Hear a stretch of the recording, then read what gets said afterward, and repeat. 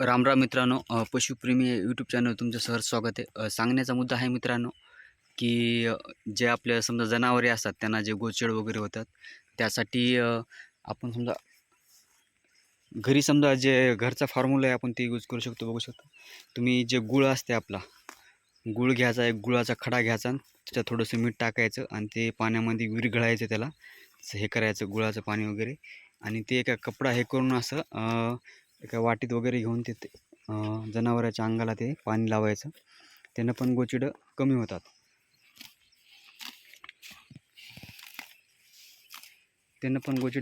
आणि त्याचं काही समजा साईड इफेक्ट काहीच नाही आपल्याला. जनावराला समजा लावलं तरी बी, चाटलं वगैरे तरी पण. तर आपण आपल्या या कारोडीला आपण लावलं होतं, खूप प्रमाणात गोचिडे झाले होते. तर आता समजा 50% त्याची गोचिडं कमी झालेली आहेत. तुम्ही बघू शकता, तुम्ही 50% गोचिडं कमी झालेले आणि त्याचा साईड इफेक्ट काहीच नाही. त्यामुळं आपल्याला आपण लावू शकतो त्याला. आणि जे दुसरे औषधं असतात आपण जे मेडिकलहून आणतो, ते जहरीले जे औषधं असतात त्यासाठी आपल्याला खूप म्हणजे हे घ्यावं लागते, काळजी घ्यावी लागते जनावराची. त्याला मुंगसं वगैरे बांधून हे करावं लागते.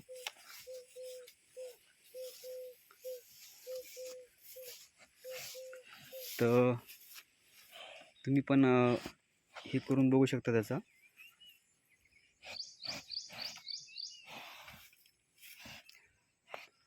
तुम्ही पण तुमच्या जनावराला लावून बघू शकता, समजा रिझल्ट भेटणारच तुम्हाला. आणि त्याचा साईड इफेक्ट काहीच नाही. आणि पुन्हा ते एकदम स्वस्तामध्ये आपल्याला उपलब्ध असणारी हे येते वस्तू आहे, आपल्या घरीच असते समजा गुळ वगैरे. जे मार्केटमधून आपण जे आणतो समजा विषारी, आणि ते आपण जेव्हा जनावराला लावतो तेव्हा जर काळजी नाही घेतली तर जनावर मरूसुद्धा शकते. त्यामुळं हे जे आपलं घरचं आहे समजा, करून बघितलेलं कधी बिन फायद्याचं आहे.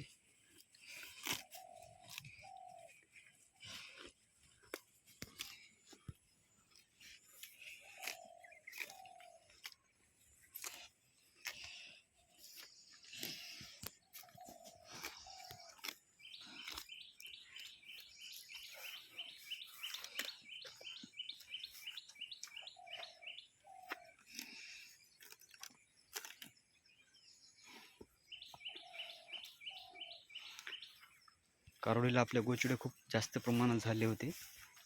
तर आपण लावल्यामुळं खूप म्हणजे हे झालेले, कमी झालेले आहेत गोचिड.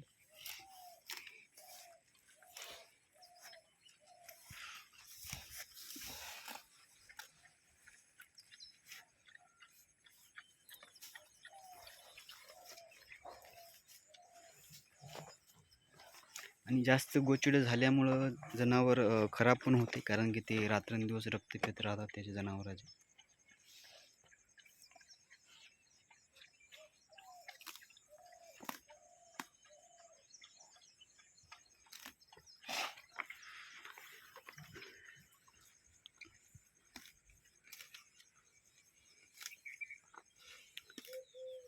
धन्यवाद मित्रांनो. व्हिडिओ जर आवडला असेल तर व्हिडिओला लाईक करा, आपल्या चॅनलला सबस्क्राईब करा. धन्यवाद.